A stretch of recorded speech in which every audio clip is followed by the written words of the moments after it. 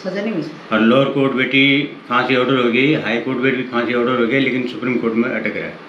या तो फिर काई इन बिल्कुल मतलब कि लड़का था सरकारी नौकरी दूल्हा। अच्छा, लेकिन अभी नहीं दिए हूँ, अब तक नहीं दिए हूँ। अच्छा अंकल आंटी जी, आप एक बार उत्तराखंड के जो भी लोग इस वीडियो को देख रहे होंगे उनसे क्या गुजारिश करना चाहोगे, क्या कहना चाहोगे? मेरी तरफ से किसी को कोई कॉपीराइट वगैरह नहीं आएगा। आप लोग इस वीडियो को जैसी है वैसी डाल सकते हैं, मेरा लोगो हटाने की भी ज़रूरत नहीं है।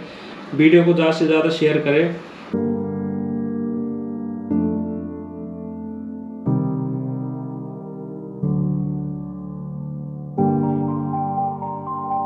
दोस्तों, दिन और रात इस प्रकृति की एक अटल प्रक्रिया है। दिन के बाद रात और रात के बाद दिन होना इस सृष्टि की एक दैनिक गतिविधि है। हर दिन इस जगत के सभी प्राणियों के लिए कुछ न कुछ अलग लेकर आता है। अगर बात करूं मैं मनुष्यों की, तो हर दिन सबके लिए एक जैसा कभी भी नहीं रहता। प्रातःकाल सभी का एक नई उम्मीद के साथ शुरू होता है, लेकिन शाम होने तक सबके लिए वह एक जैसा नहीं रहता। आज मैं बात करने वाला हूँ 9 फरवरी 2012 के उस दिन की, जब यह दिन किरण नेगी व उनके परिवार के लिए वह सुबह बहुत ही खुशनुमा और उम्मीद भरी रही होगी, लेकिन रात होने तक उनकी खुशियों को ग्रहण लग चुका था और उनका सब कुछ लुट चुका था।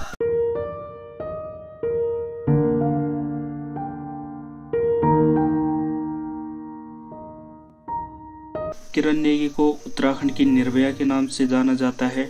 वह पौड़ी गढ़वाल के नैनी डांडा ब्लॉक और मोक्सर नामक गांव से बिलोंग करती थी। अब किरण नेगी को उत्तराखंड की निर्भया के नाम से क्यों जाना जाता है, आइए हम जानते हैं इस वीडियो में आगे। दोस्तों, 9 फरवरी 2011 की वो शाम थी। किरण नेगी रोजाना की तरह काम से घर लौट रही थी। सूरज डूब चुका था, कुछ धुंधली रोशनी रह गई थी। बस से उतरते ही किरण नेगी के कदम तेज हो गए। 20 मिनट का पैदल का रास्ता जल्दी से तय करना था और घर पहुंचते ही माँ से कहती थी, माँ मैं आ गई हूँ। लेकिन उस दिन दरिंदों की नज़र उस पर थी। एक लाल रंग की इंडिका कार में अगवा कर लिया गया। हरियाणा ले जाकर 3 दिन तक 3 हैवानों ने उनका रेप किया। बेबस किरण ने अपनी जान बचाकर भागने की कोशिश तो की, लेकिन उसकी आंखों में तेजाब डाल दिया गया। उनके नाजुक अंगों में शराब की बोतलें मिली। गर्म पानी करके उनके शरीर को दाग दाग किया गया। उन्हें मरा हुआ जानकर हरियाणा के खेतों में फेंक दिया गया। चौथे दिन उनका निर्जीव शरीर हरियाणा के खेतों में पड़ा हुआ मिला। वो मीडिया की सुर्खियां नहीं बन सकी। उनके चले जाने के बाद कोई कानून नहीं बदले गए, कोई नेता उनके घर नहीं गया। तीनों दरिंदों को हाई कोर्ट ने साल 2014 में ही फांसी की सज़ा सुना दी थी, लेकिन फिर ये मामला सुप्रीम कोर्ट पहुंचा और वहां लटक गया और किरण नेगी केस 11 साल से बिना सुनवाई के सुप्रीम कोर्ट में लटका हुआ है। दोस्तों, निर्भया केस के बारे में तो हम सभी ने बहुत अच्छे से जाना है और सुना है। तो उनसे भी भयंकर बर्बरता और दरिंदगी किरण नेगी के साथ की गई थी और हमें खुशी है कि निर्भया के दोषियों को फांसी की सज़ा हो गई है। लेकिन दुख इस बात का है कि किरण नेगी के जो दोषी हैं उनको उम्र कैद की सज़ा हुई है और वो तिहाड़ जेल में बंद हैं। तो किरण नेगी के घर वाले चाहते हैं कि अगर उनकी बेटी इस दुनिया में नहीं है तो इन हैवानों को भी इस दुनिया में रहने का कोई हक नहीं है, जीने का हक नहीं है। हमारे सुप्रीम कोर्ट से अपील है कि अगली तारीख न देकर दोषियों को फांसी दे। न्याय मिलने का इतना लंबा विलंब क्यों? किरण नेगी के हत्यारों को फांसी क्यों नहीं दी गई अभी तक? आप सभी से दरख्वास्त है कि आइए आपसी मतभेद, राजनीति, जाति, धर्म छोड़कर मानवता व इंसानियत की आवाज़ के लिए एक साथ जुड़े। सभी से हाथ जोड़ के निवेदन है कि आप अपनी माँ, बहन, बेटियों के लिए एक सुरक्षित भारत चाहते हैं, एक सुरक्षित समाज चाहते हैं, तो अपने अनमोल समय के कुछ पल किरण नेगी को अवश्य दें। तो मुझे दिल्ली जाकर उनके माता पिता से मिलने का मौका मिला और क्या बात हुई, एक छोटा सा वीडियो ये रहा आप सभी के समक्ष। हेलो दोस्तों, मैं सुनील हाजिर हूँ आज फिर से एक और नया वीडियो लेके। और आज मेरे साथ मौजूद है किरण नेगी के माता पिताजी। और किरण नेगी जी का अगर मैं आपको इंट्रोडक्शन दूं तो उनको उत्तराखंड की निर्भया कहा जाता है।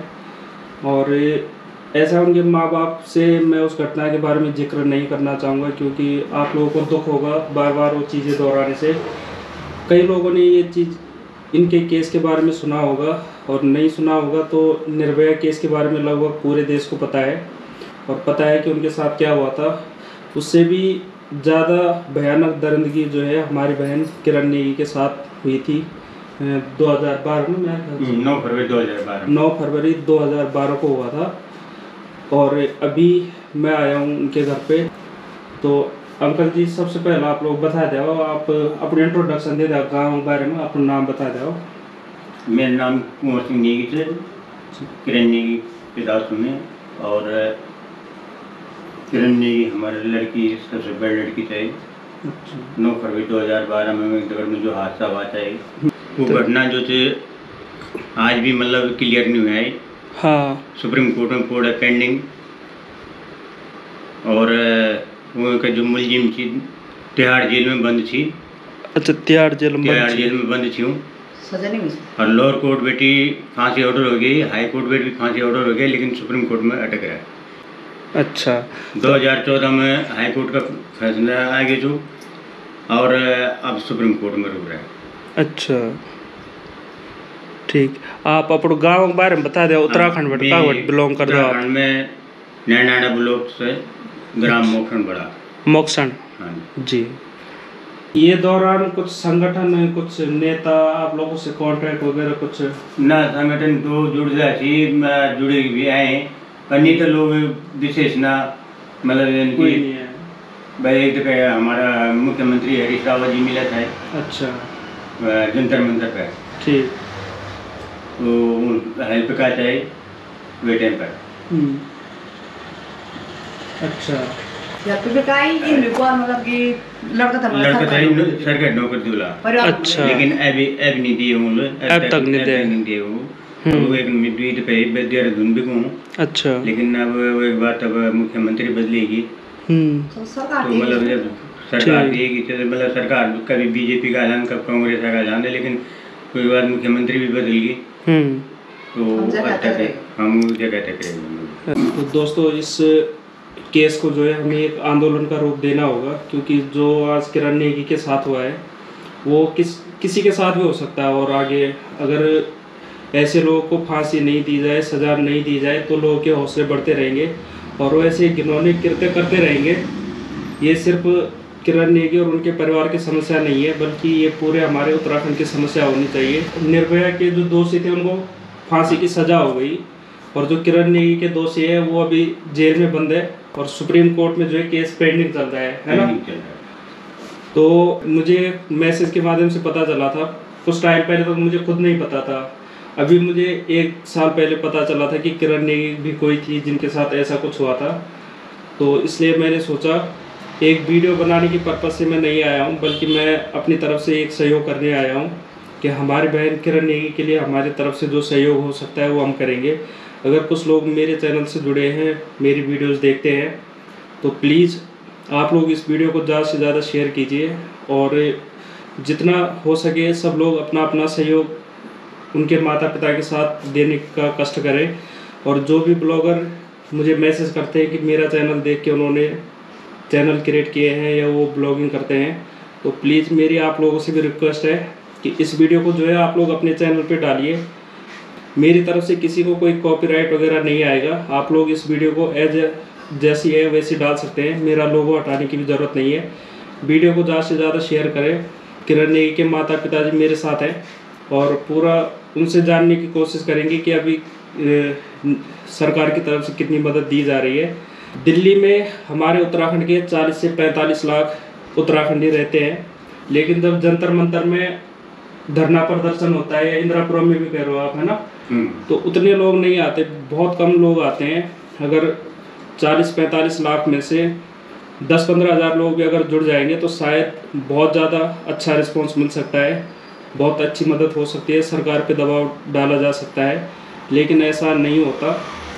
दिल्ली में या किसी भी शहर में उत्तराखंडियों का इसी तरह शोषण किया जाता है, और उसका रीज़न ये है कि हम लोगों में एकता नहीं है।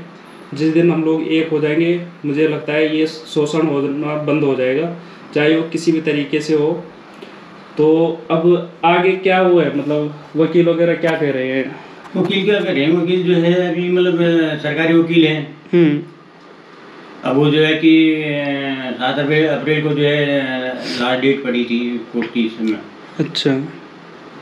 और उसके बाद हम उम्मीद लगा के बैठे कि अगली डेट मिलेगी कि मतलब फाइनल जो यहाँ का डिसीजन होगा। लेकिन अभी तक मतलब जो है कि अभी मई आज 18 तारीख हो गई, अभी तक मतलब कोई डेट नहीं है। अच्छा, मैंने ये भी सुना आप लोगों को पता भी नहीं चलता डेट कब लग रही है कब नहीं लग रही है। जो है कि वहाँ पता नहीं लगता है, वहाँ पे जो है कि वो लोग जो है कि नोटिस बोर्ड में डाल देते हैं डेट को। हाँ। और उसके बाद सरकारी वकील तब फोन करके हमें बताता है कि आप 9 तारीख को वो भी नहीं बताते हमको। वो भी नहीं बताते, मतलब प्राइवेट वकील है हमारे, प्राइवेट वकील है वो समाज सेवक है मैडम, वो तो जाते रहते हमारे वहाँ जाने का अंदर मतलब बस भी नहीं चलता जाने, तो वो बताते हैं कि मतलब फलानी तारीख को डेट पड़ी है। अच्छा। तो वो ये नहीं बताते कि तुम्हारे मतलब डेट है। पहले छोटे भी कोर्ट में तो संबंध आ जाते थे। हाँ हाँ। यहाँ वो कुछ नहीं बताते, यहाँ कुछ नहीं जाते हैं, हमें अंदर जाने के लिए पास बनाना पड़ता है। अच्छा। तो कहते परेशानी होती है पास बनाने में। हाँ, पास बनाने में वहाँ बिना वकील का जो है कि पास नहीं बनता, वो तो वकील के सिग्नेचर चाहिए। अच्छा। तो हम सुप्रीम कोर्ट में मतलब हर आदमी को ऐसा नहीं जा सकता ना। हाँ, जिसका पास होगा वो जाएगा अंदर।